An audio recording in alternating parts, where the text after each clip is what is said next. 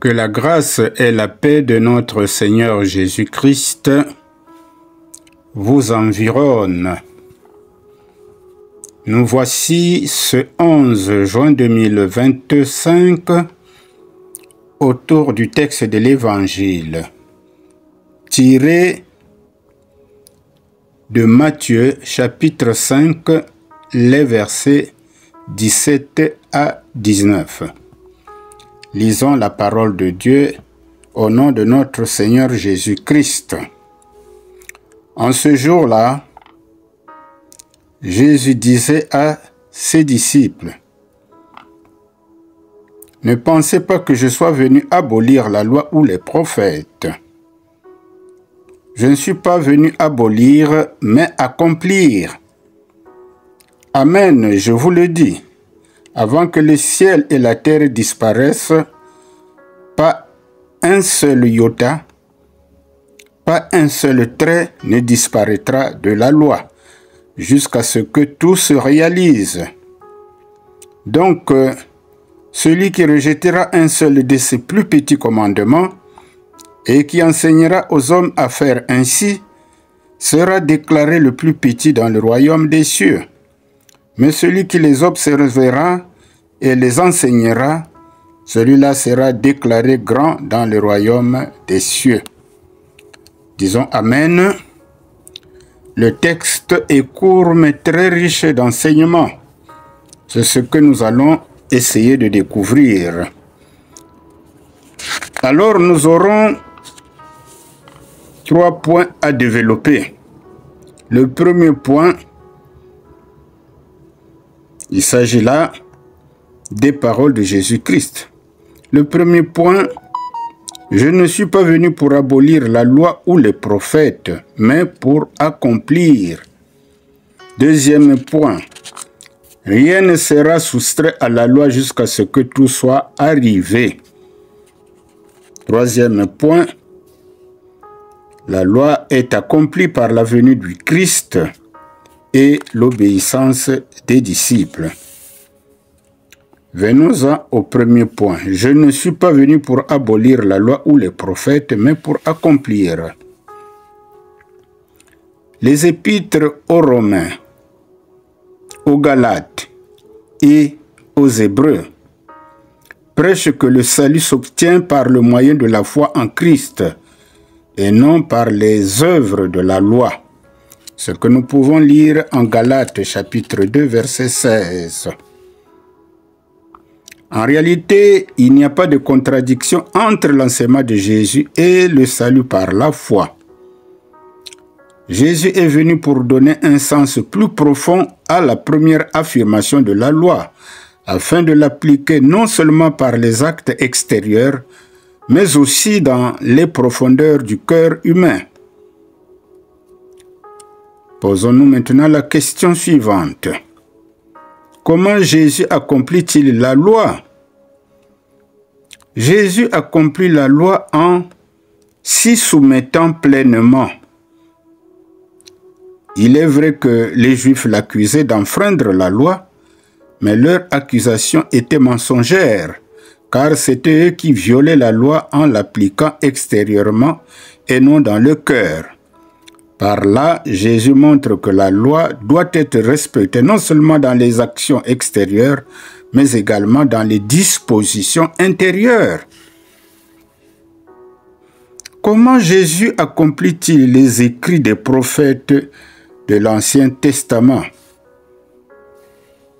Puisqu'il nous est dit dans ce texte que Jésus n'est pas venu pour abolir la loi, mais pour l'accomplir, tout comme pour accomplir les prophéties. Alors, nous nous sommes déjà posé la première question, comment Jésus accomplit-il la loi? Nous venons d'y répondre. Et maintenant, comment Jésus accomplit-il les écrits des prophètes de l'Ancien Testament?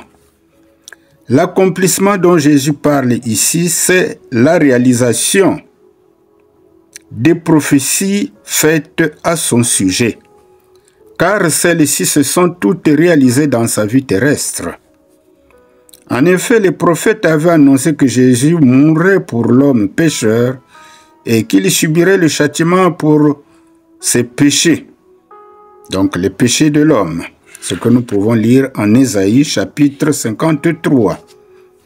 Et que ce même Jésus sacrifierait sa vie pour supprimer la culpabilité de l'homme. Alors, nous pouvons nous référer à Lévitique chapitre 5, les versets 14 à 16.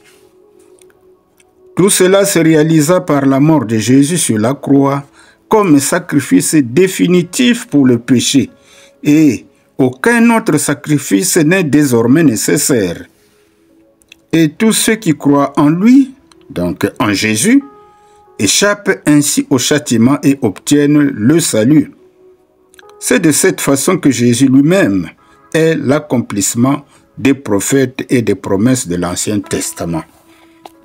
Deuxième point, rien ne sera soustrait à la loi jusqu'à ce que tout soit arrivé. Cette parole de Jésus peut se comprendre ainsi. Dans le temps présent, rien ne sera retranché de l'Ancien Testament, jusqu'à ce que toutes les prophéties messianiques le concernant aient livré tout leur sens par un plein accomplissement. En d'autres termes, cette parole signifie que, jusqu'à la mort et à la résurrection de Jésus, toute la loi était en vigueur. Mais après, une partie de la loi a cessé d'exister. On peut citer en exemple de ce qui a cessé d'exister les prescriptions au sujet des sacrifices, les prescriptions au sujet de la culpabilité et des moyens de se purifier. Ces règles ou prescriptions ne sont plus nécessaires. Désormais, c'est le Christ. Ce Christ, le sacrifice suprême, et que la purification se fait par un acte de contrition et de confession. Troisième point, la loi est accomplie par la venue du Christ et l'obéissance des disciples. Souvenons-nous que Dieu avait établi une alliance avec les Juifs et le peuple se devait de la respecter.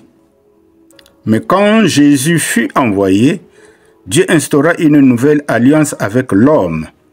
Et Dieu dit, « Je mettrai ma loi au-dedans d'eux, je l'écrirai dans leur cœur, je pardonnerai leurs fautes et je ne me souviendrai plus de leurs péchés. » Ce que nous pouvons lire en Jérémie chapitre 31, les versets 31 à 34.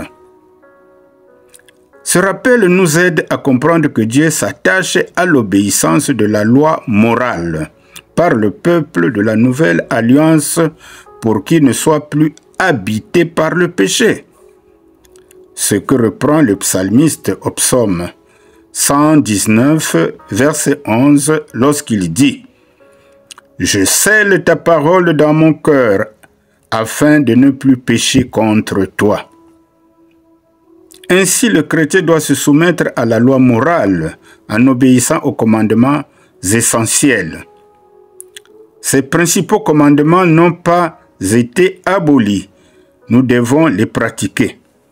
La loi morale est cette portion de la loi juive qui traite de nos attitudes quotidiennes.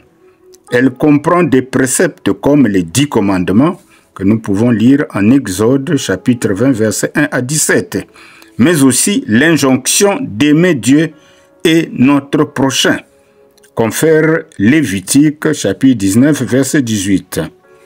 En effet, les 2 grands commandements d'aimer Dieu et d'aimer son prochain constitue un résumé de la loi tout entière, comme cela nous est dit en Matthieu chapitre 22, versets 37 à 40. Et donc, il s'agit là de l'accomplissement de la loi. Alors, mes bien-aimés, si nous appliquons ces 2 grands commandements qui consistent à aimer Dieu et à aimer notre prochain, nous respectons donc la loi dans son ensemble. Alors ce texte est vraiment merveilleux, mais tirons-en un enseignement. Dans le temps de grâce où nous vivons, le temps de la nouvelle alliance, par le Saint-Esprit, Dieu nous aide à obéir à ses commandements. Nous ne sommes pas affranchis de la loi morale, car Christ n'est pas venu pour abolir la loi, mais pour nous donner la force de l'accomplir. Voilà notre conclusion, mes bien-aimés, et pouvons continuer à approfondir notre méditation. Dieu va nous combler à tous égards. Likez et abonnez-vous pour nous encourager à méditer chaque jour un texte de la parole de Dieu. Que Dieu vous bénisse.